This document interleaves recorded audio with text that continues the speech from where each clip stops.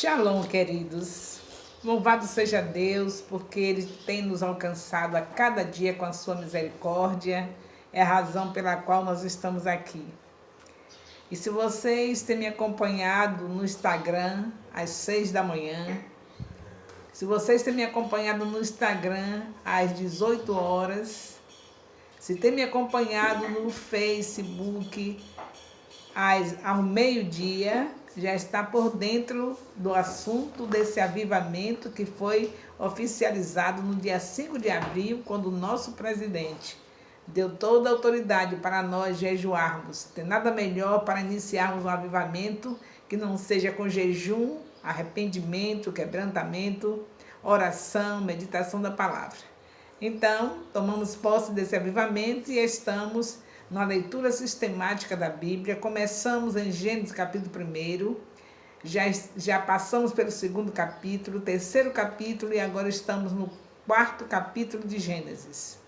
Se você me acompanhou, já está sabendo, mas se não acompanhou, eu quero te dizer que a base de tudo que eu falei, é bom que vocês revejam sempre os vídeos que eu coloco, porque tem sempre alguma coisa sobre o que eu falo nas lives que eu faço.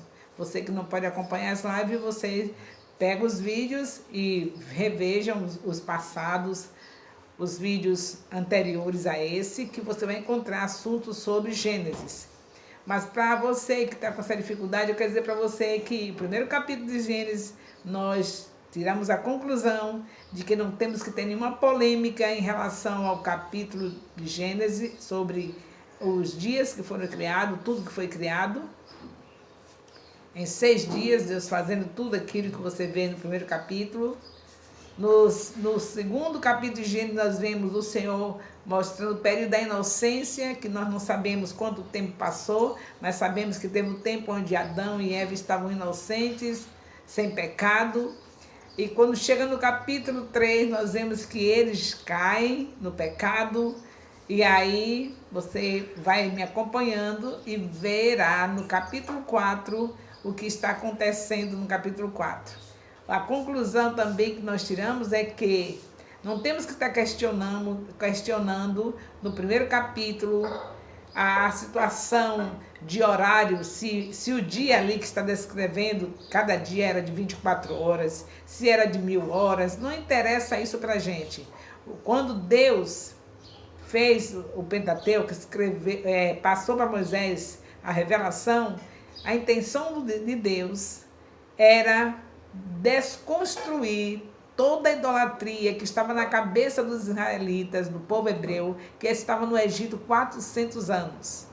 E Deus preparou essa revelação para que quando eles entrassem na terra prometida, eles levassem esse fundamento. Na verdade, o livro de Gênesis é um livro apologético, porque ele defende a fé, é para defender a fé, tanto do povo de Deus naquela época, como a nossa também. Que nós também estamos num tempo onde há ainda cosmogonia. Sempre vai ver pessoas querendo saber de onde veio, o que está fazendo aqui e para onde vai. Então isso é cosmogonia. O povo começa com essa ideia de saber para onde vai e de onde veio, e aí começa com as suas ideias estranhas, como no caso do Big Bang, é uma teoria e é uma cosmogonia. É uma maneira de algumas pessoas acharem que foi uma explosão e tudo apareceu.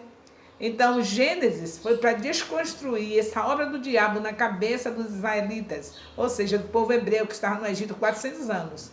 Deus manda Moisés entregar, Moisés já estava na hora de morrer, não ia entrar na terra prometida, passou para Josué, e você vê que no primeiro capítulo de Josué ele já está dizendo que não se aparte da mão dele o livro, ou seja, o Pentateuco, porque ali estava o fundamento de tudo, para poder você saber, conhecer o que você lê na Bíblia inteira, todos os assuntos, depende desse fundamento, que é o livro de Gênesis e o Pentateuco também.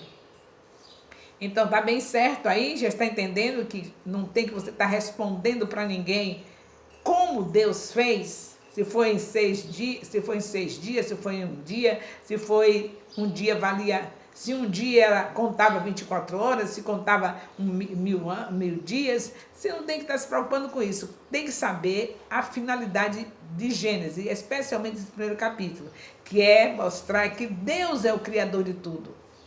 Porque diante das cosmogonias que nós vemos, tudo é contrário a Gênesis. E Deus veio para desconstruir as ideias erradas. Para você ter uma ideia, o povo de Deus no Egito acreditava que o mar era um deus, que era uma divindade, que dele saía deuses, e esses deuses, e tinha animais que eram deuses. Se partisse uma pessoa que era considerada um deus no meio, cortasse com sua espada especial, dali gerava você, gerava as pessoas, gerava tudo através daquele... É tanta miséria de cosmogonias estranhas, de demoníacas, e Deus tinha que desconstruir isso. Então veio com a cosmogonia dos filhos dele, que é essa: Jesus, Deus Pai, Deus Filho e Deus Espírito Santo, estavam presentes na criação, e tudo que está em cima da terra foi criado por ele. É isso que ele queria dizer para o seu povo, para defender a fé do seu povo, para o seu povo não continuar envolvido com aqueles deuses estranhos, Pitá, Amon-Ra, e nem envolvido com as pedras dos escritos de Shabacá, Enumelish, Utnapishtim. Deus criou, fez a sua revelação e criou sua literatura para seu povo, através de Moisés.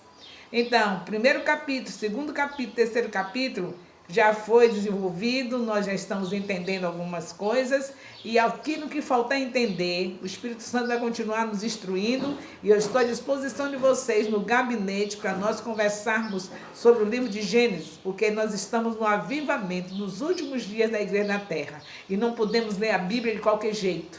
Precisamos ler a Bíblia com seriedade, com profundeza. O Espírito Santo está aqui para isso, para nos ensinar.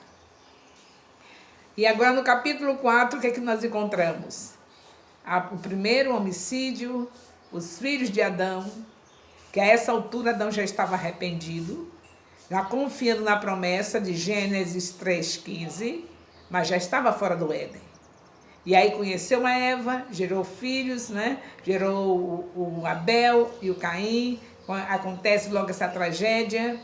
E eu quero dizer para você que o Caim, ele teve chance de se arrepender.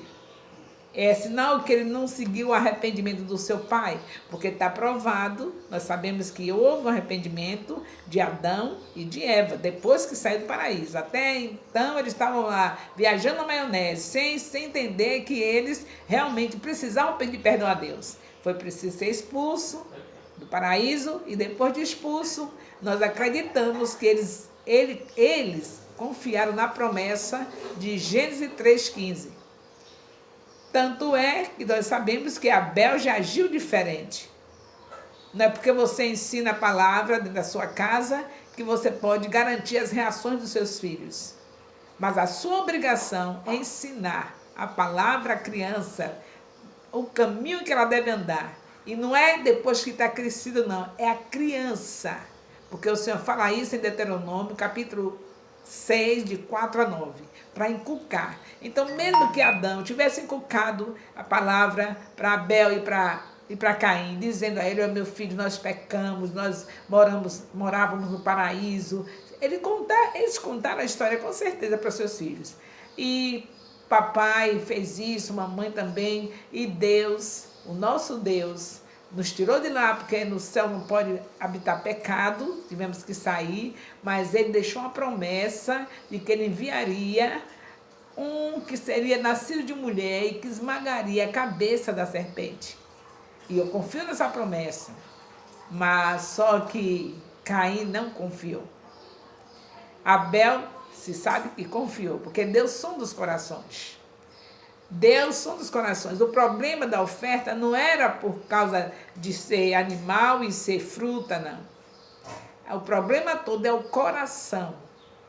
A gente pensa assim, mas tinha que ser um animal. Se a pessoa entrega a primícia ao Senhor de um coração contrito, de um coração arrependido, de um coração confiante nas promessas dele, é claro que Deus aceita. O problema todo estava aí, era o coração de Caim. Um idólatra. Ele estava idolatrando o eu dele. Ele não tinha aprendido que na gramática de Deus não existe eu, tu, ele. Mas ao contrário, é ele, você e eu. Eu sou o último. Caim, com certeza, um idólatra. Idolatrando o seu próprio eu. Como é que a pessoa fica irado porque viu seu irmão ser elogiado por Deus? Como é que pode ser isso? Então, o coração dele estava muito enganoso. Então, não fique assim pensando que foi do nada, que Deus simplesmente porque Caim deve ter levado uma fruta muito bonita, a melhor fruta do seu pomar, da sua plantação. O problema todo foi o coração. Você já notou que tem pessoas que vai ao altar entregar dízimo, oferta, primícia e está com o coração envenenado com o seu irmão? E depois a pessoa se queixa, olha, eu entreguei a primícia, não estou vendo nada. Eu entreguei a oferta, Deus não fez nada, não teve bênção nenhuma. Eu entreguei o dízimo, não estou vendo nenhuma janela do céu aberta. Porque Deus não se deixa enganar. Ele não já falou que quando você tiver com problema com seu irmão, você vai primeiro ao seu irmão, se arrepende, mesmo que tenha sido ele que fez alguma coisa com você, você sabe que tem um problema entre os dois, não foi você, então foi ele. Então você vai e libera o perdão para ele, para depois colocar a oferta. Então aqui nós estamos vendo que tipo de coração estava o Caim. Mas para completar, ele nem preservou, nem se preocupou com a sua descendência. Ele não se arrependeu, ficou fugitivo em cima da terra e inventou de gerar família para ter uma descendência maldita em cima da terra.